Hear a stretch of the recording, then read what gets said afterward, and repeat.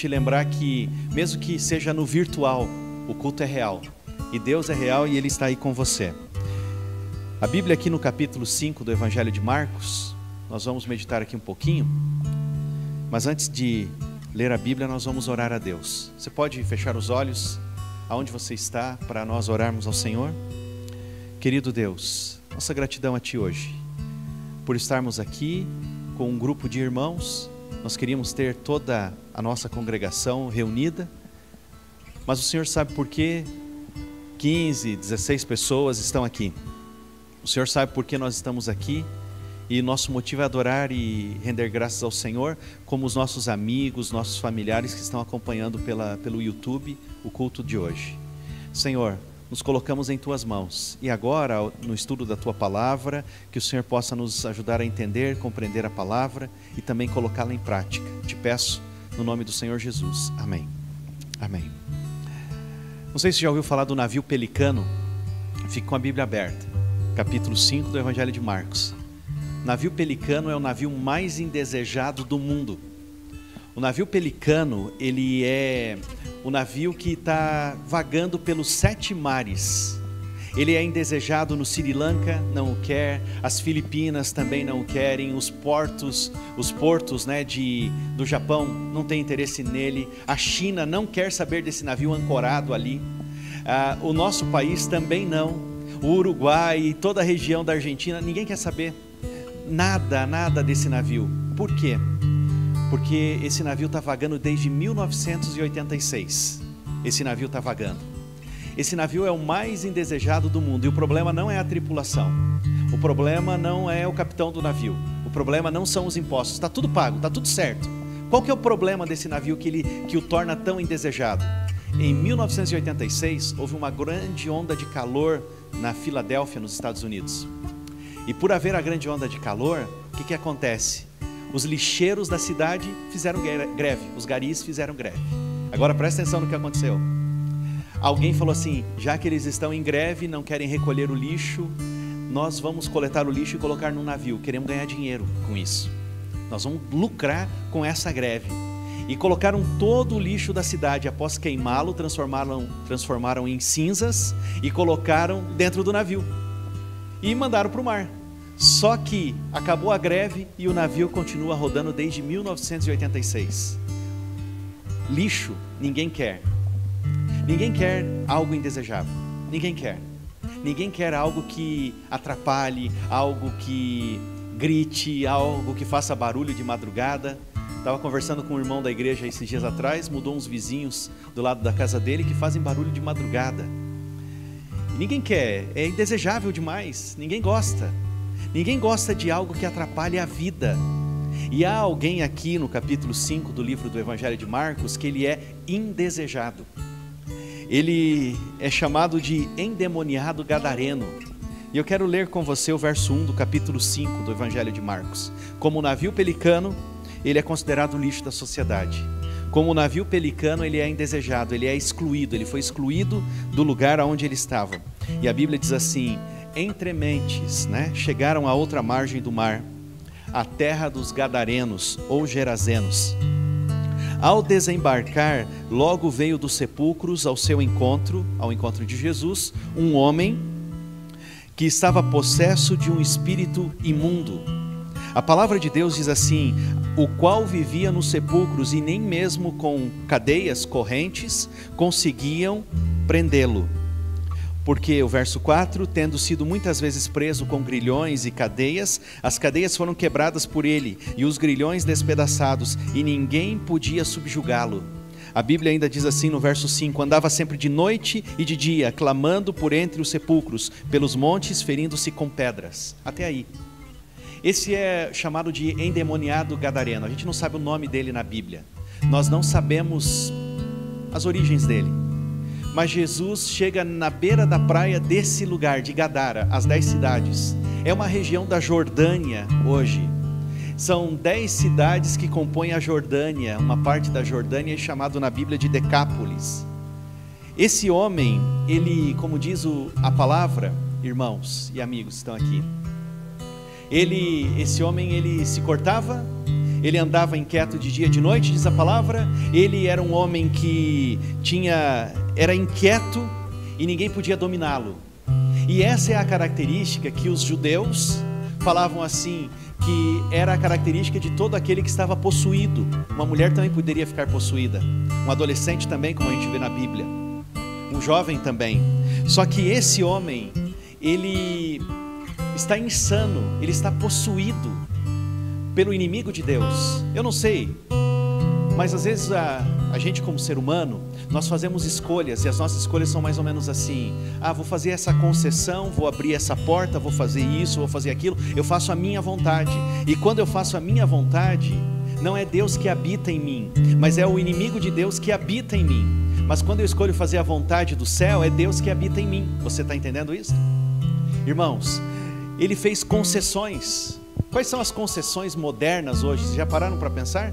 Quais são as concessões modernas hoje que uma pessoa pode fazer? Eu vou dizer para você: abrir a porta de casa para todo tipo de sujeira da terra. Por exemplo, notícias, pode ser filmes, pode ser séries. As pessoas estão abrindo portas. E você sabe que o diabo, ele não precisa que você escancare a porta da sua casa. Ele só precisa de uma fresta, uma pequena rachadura, para que ele possa entrar, dividir, abrir e destruir. É assim que o inimigo faz.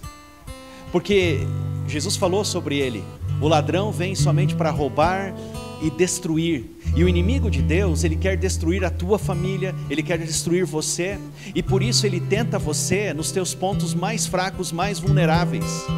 Eu não sei qual é a tua fraqueza, não sei qual é a fraqueza de nenhum de vocês, mas o inimigo de Deus estuda você, e me estuda também, e ele age justamente no nosso ponto fraco. Para alguns o ponto fraco, a concessão, é a música, sabia? Alguns abrem uma brecha na música e falam assim: não, na questão da área da música quem domina sou eu que mando aqui na minha vida, a vida é minha. Outros fazem concessão na sexualidade. Esses dias chegou uma pergunta para mim no meu WhatsApp assim: pastor, cristão pode mandar nudes? Eu digo para você: não pode, né? Mandando foto pelada no WhatsApp, nas redes, não dá. A gente pode fazer aquelas dancinhas do TikTok, também não é legal. A gente é cristão, a gente é de Deus. Mas algumas pessoas fazem concessões, e essas concessões levam à ruína. Sabe que uma pequena brecha faz afundar um grande navio? Uma pequena concessão, depois vem outra concessão, e aquela rachadura se transforma numa porta aberta, escancarada.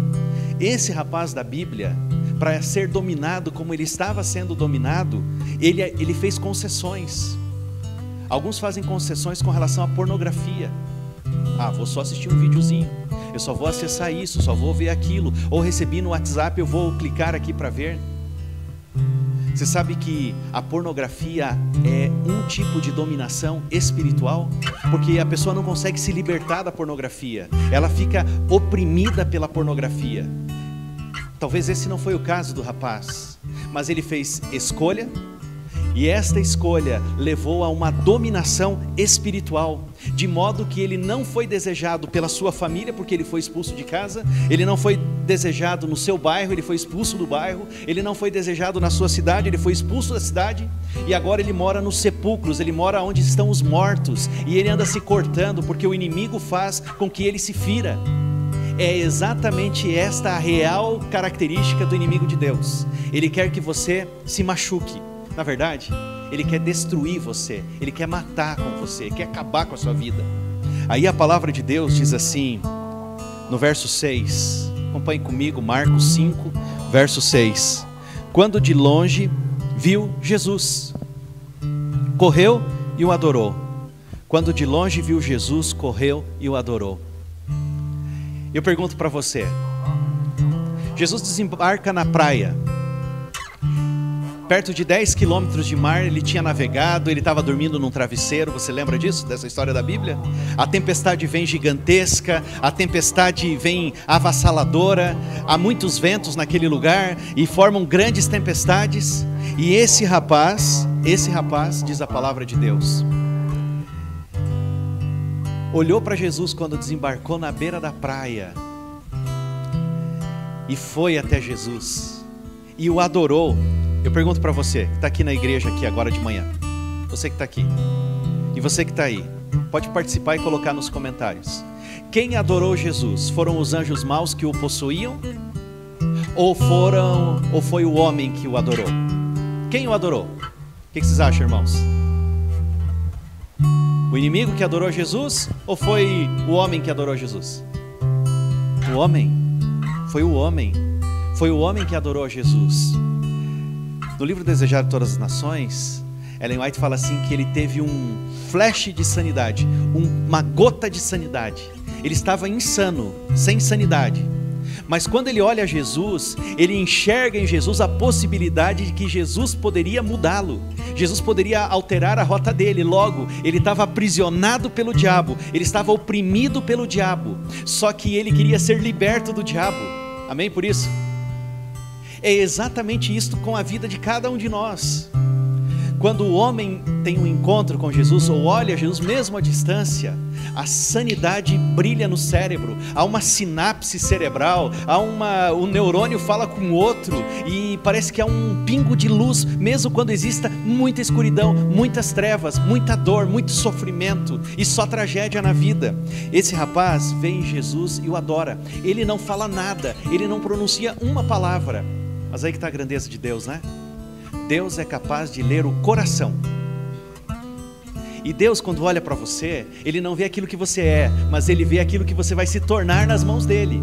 Então, Ele, sem poder falar, porque Ele estava emudecido, porque quando Ele abria a boca só o diabo falava, a mente dEle se conecta com a mente divina, que é o nosso Criador. E o nosso Criador olha para Ele e fala assim: eu vou salvar você. Mas não falou uma palavra. Mas ele queria adorar a Jesus, mesmo não conhecendo Jesus. Essa região é uma região de gentios, não era de judeus. Por isso que você vai ver agora que eles guardam porcos, são pastores da porcaria dos porcos. Mais de 2.000 porcos, exclamando com alta voz: que tenho eu contigo, Jesus. O homem o adora, o diabo se pronuncia: que tenho eu contigo, Jesus, Filho do Deus Altíssimo? Conjuro-te por Deus que não me atormentes.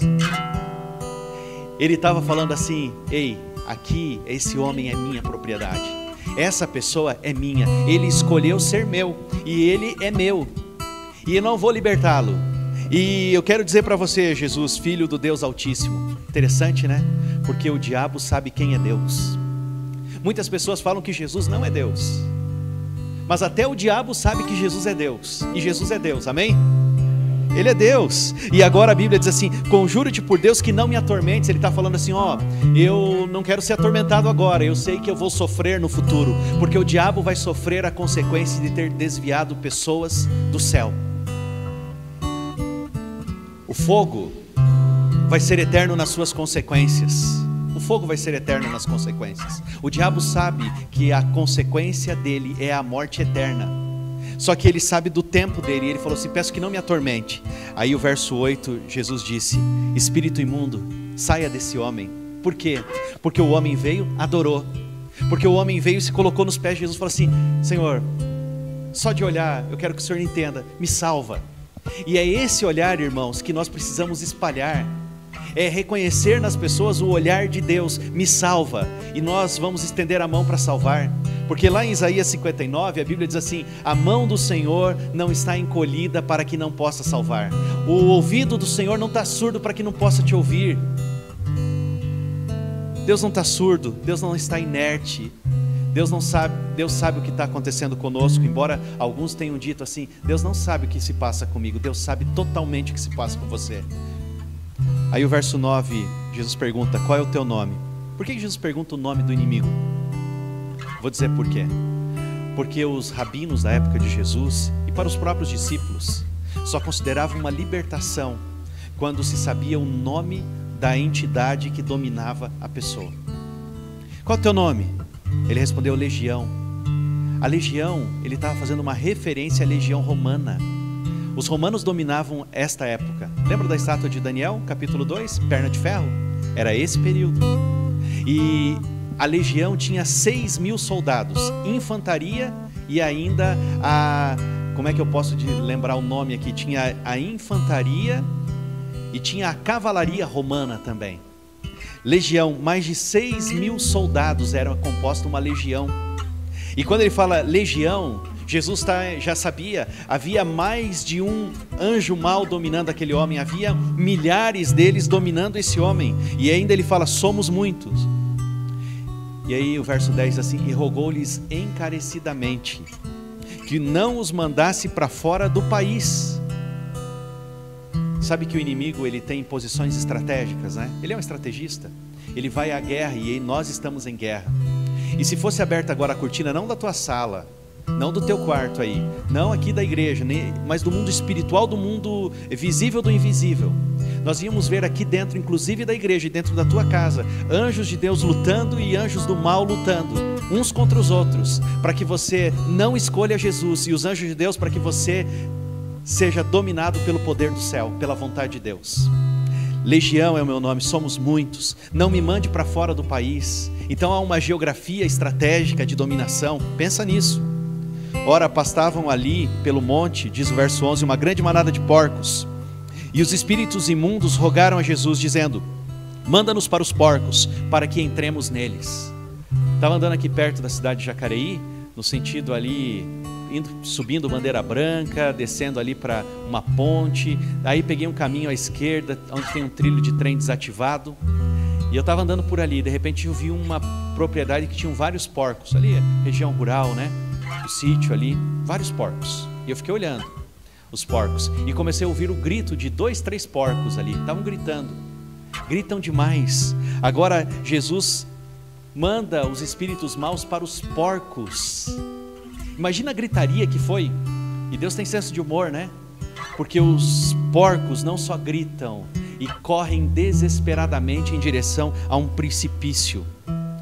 O verso 13 diz assim, Jesus o permitiu, então saindo os espíritos imundos entraram nos porcos. Agora percebe o que eu estou te falando, lê na Bíblia? Jesus permitiu. O diabo não tem poder a menos que Deus permita. Você viu? Eles fazem um pedido e Deus tem domínio até sobre os anjos maus. Por isso que Deus é libertador. Ele tem poder de libertação. E por isso que Ele quer libertar a nossa sociedade das trevas para gerar luz. Amém? É isso, para gerar luz. Aí a Bíblia diz assim, entraram nos porcos e a manada, que era cerca de 2.000, precipitou-se despenhadeiro abaixo para dentro do mar, onde se afogaram. Eles não eram judeus. Os pastores de porcos, diz o desejado de todas as nações, estavam nas colinas olhando, só observando tudo que estava acontecendo. Aí diz o verso 14, os porqueiros, aqueles que cuidavam da porcaria, fugiram e o anunciaram na cidade e pelos campos. Eles foram aos patrões, eles foram aos donos dos porcos e falaram assim, olha, tem um homem lá na beira da praia, que além de libertar aquele lá que a gente expulsou aqui da cidade, ele também mandou que os porcos fossem para o mar, porque os espíritos maus entraram nos porcos. E eles pensaram no lucro, eles pensaram assim, nós vamos ter um prejuízo enorme. Quanto que custa 2.000 porcos? Já fizeram a conta? Uma vez? Não? R$500 mil. Se tivesse na época do abate, R$500 mil, 500 mil reais, é muita grana. Eles foram e anunciaram, e o verso 14 diz assim, então saiu o povo para ver o que acontecera. O povo da cidade veio todo para a beira do mar, fala assim, o que está acontecendo? Que notícia é essa? Que coisa louca é essa? E aí o verso 15, para a gente ir terminando aqui, a Bíblia diz assim, indo ter com Jesus, viram o endemoniado. Agora olha o verbo da Bíblia, o que tivera a legião. Porque quando a gente vai até Jesus, o que a gente tinha de problema, a gente não tem mais espiritual. Quando a gente se aproxima de Jesus, no passado as coisas que tínhamos na velha vida. Você está entendendo? O que tivera, então é o verbo no passado, dizendo assim, o que tivera, aquele que fora. Ele era assim, mas agora ele teve um encontro com Jesus, não é mais. Ele roubava, agora ele não rouba mais. Ele matava, agora ele não mata mais. Ele adulterava, agora ele não adultera mais. Você está entendendo? Quando você tem um encontro com Jesus, como esse homem teve um encontro com Jesus, deixa de ser o que era, para viver aquilo que Deus quer que você seja. Deus não vê como vê o homem. Deus não vê como vê o homem. A Bíblia ainda diz assim, o que tivera a legião. E como é que ele estava? Faça o contraste agora comigo. Ele estava sentado, mas lembra? A Bíblia diz assim, ele andava inquieto de dia e de noite. A Bíblia ainda diz assim, ele estava sentado, ele estava vestido. Lembra? A Bíblia diz assim, ele andava seminu, ele não se cortava, rasgava a roupa. Põe essa roupa aqui. A Asa de Gadara dava uma roupa para ele e ele falava assim, não quero, rasga tudo. Ele não queria saber. Vestido, e agora olha a Bíblia, em perfeito juízo, porque Deus traz sanidade de novo. Em perfeito juízo. E os homens, a Bíblia diz assim, temeram. Olha que contraste. Quem está com Deus está calmo, está em perfeito juízo, está vestido. A gente pode fazer algum paralelo aqui mais? Quando a gente está com Deus, Ele cobre a gente com a veste da justiça. De onde que veio a roupa desse rapaz? Não foi do povo de Gadara. Será que os discípulos não pegaram a capa deles ou alguma roupa e falaram, põe aqui? Eles só tinham a roupa do corpo, mas alguém cedeu. Porque discípulos de Jesus se importam com aquele que sofre, com aquele que chega. Os discípulos de Jesus se importam e colocam até a roupa do próprio corpo. Vocês estão entendendo o que está acontecendo aqui? Ou será que foi Jesus que pegou aquela capa que não tinha costura e colocou sobre ele? E se foi Jesus, eu não sei quem foi, mas se foi Jesus, isso diz muito para a gente.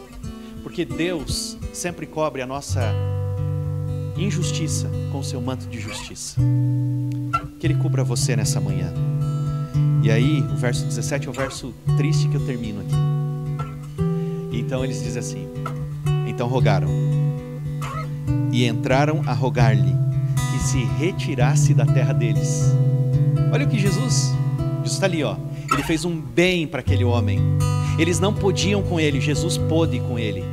Eles não conseguiam fazer nada com esse homem, porque ele se libertava, se soltava. Eles desejavam, acho que até a morte dele, mas a palavra de Deus diz assim, que eles chegaram para Jesus e falaram assim, nós preferimos ele do jeito que estava, do que você aqui com a gente, porque você vai dar prejuízo para nós.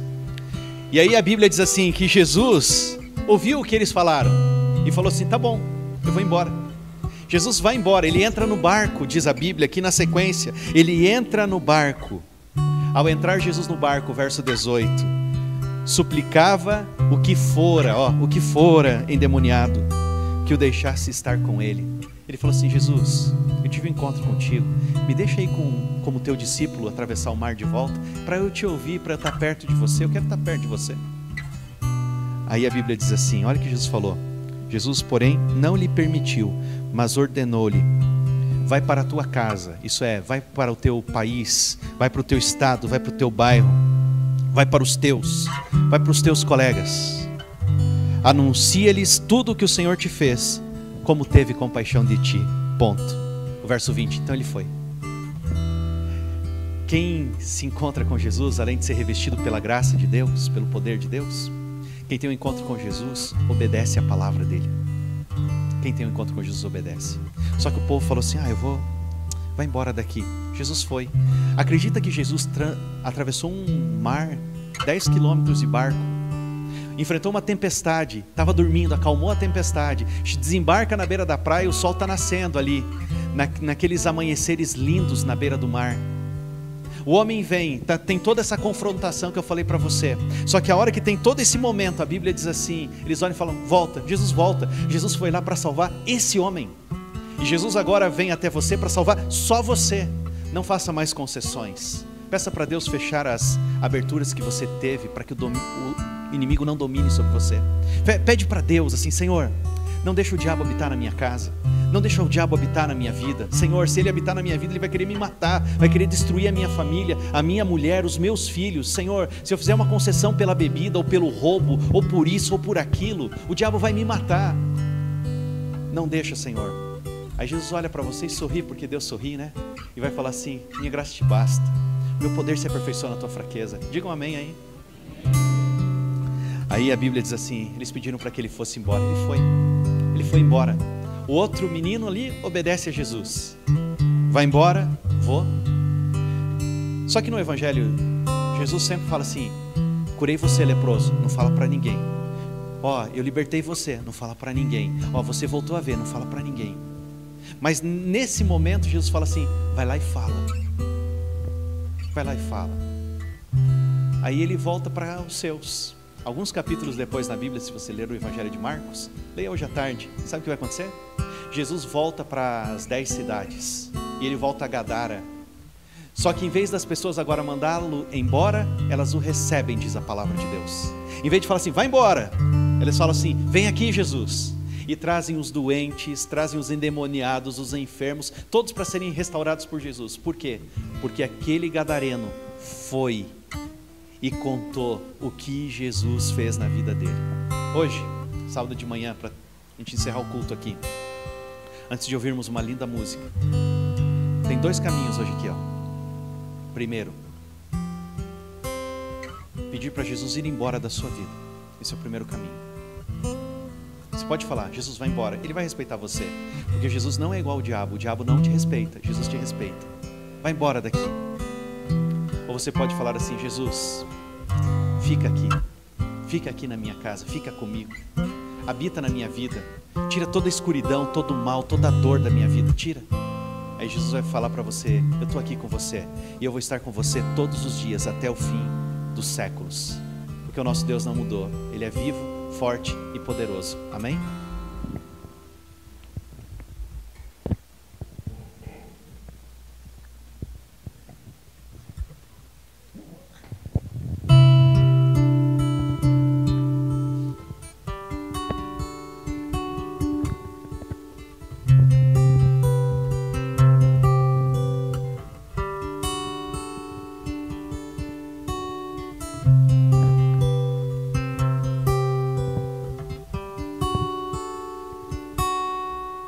Pra onde vou correr, se tudo que eu faço é incerto?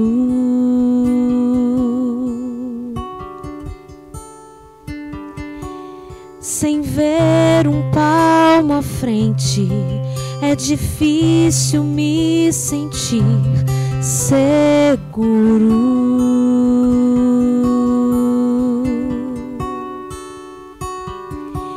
E se eu escolher o mal, pois daqui eu só enxergo o caos, sou falho, cego, cheio de imperfeições, mas o Senhor enxerga além, é perfeito em glória e saber, me dá um rumo.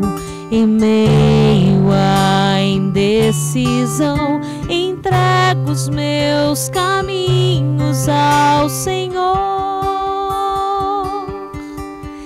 e sei que só o bem Ele fará.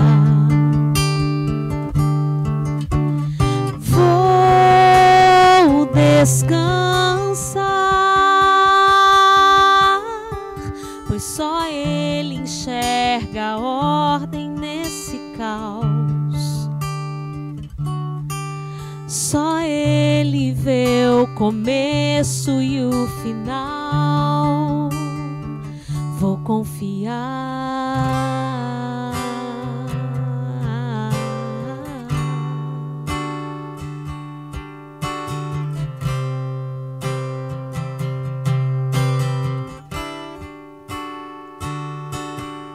Deus grande em poder, puro e perfeito em bondade.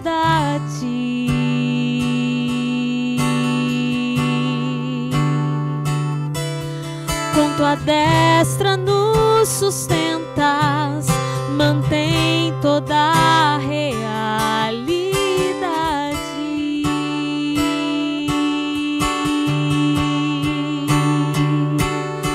Como posso duvidar do meu próprio Criador? É sábio, justo, transbordante em perfeição.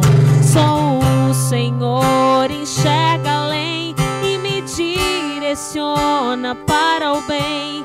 Me dá um rumo em meio à indecisão. Entrego os meus caminhos ao Senhor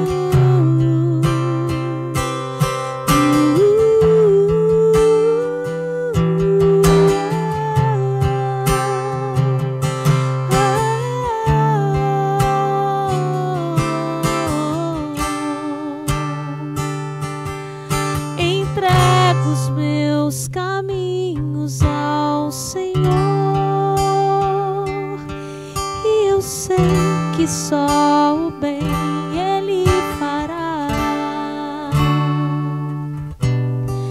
Vou descansar,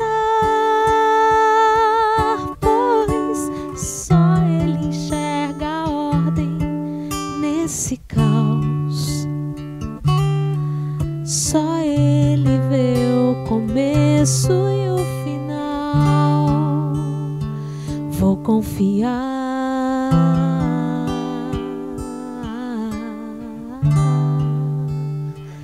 Vou confiar. Eu vou confiar.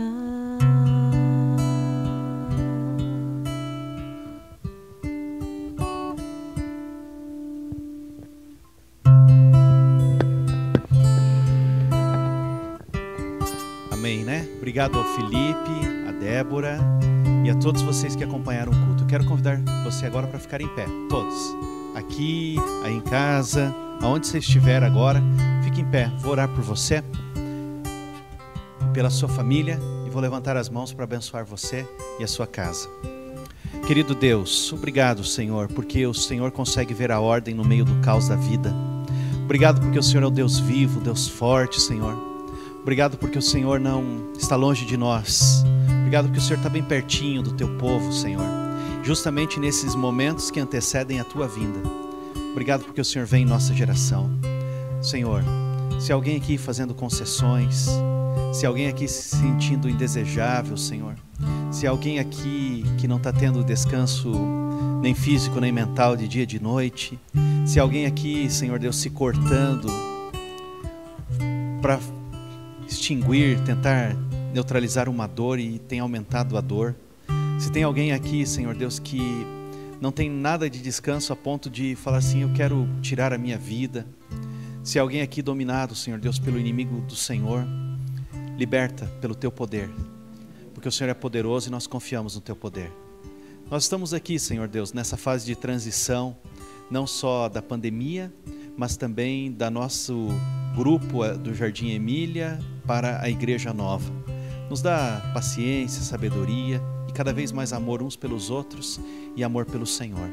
Obrigado a todos que estiveram aqui, Senhor, seja pela transmissão ou presencialmente. Obrigado ao pessoal que organizou tudo isso aqui hoje para que acontecesse o culto, Senhor. Hoje de manhã nós te somos gratos pelos talentos que o Senhor tem colocado aqui no Jardim Emília.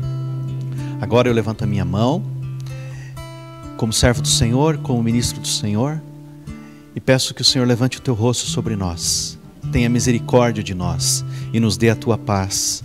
Senhor, abençoa cada família da tua igreja, do teu povo, cada filho, filha do Senhor, que nós possamos, Senhor, andar na presença do Senhor e sermos perfeitos como o Senhor é perfeito.